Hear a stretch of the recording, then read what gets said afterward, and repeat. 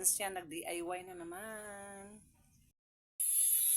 Ito ngayon, sila na po yung sarado ng pasukan. Kinakailangan na pong ayusin.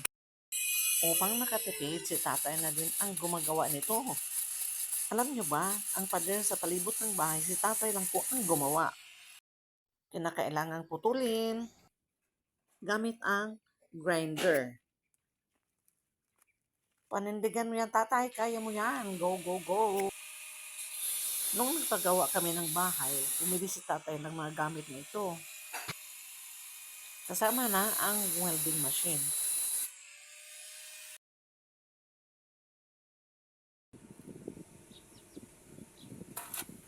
Dito lang tayo sa medyo malayo. Ayan na, malapit nang matapos yan.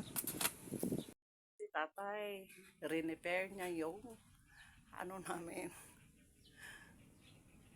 namin, sarado ng pader.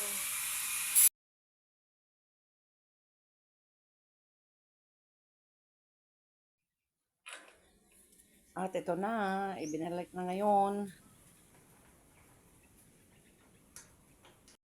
Super busy si tatay.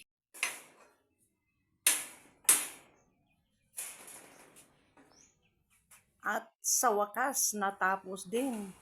Thank you for watching.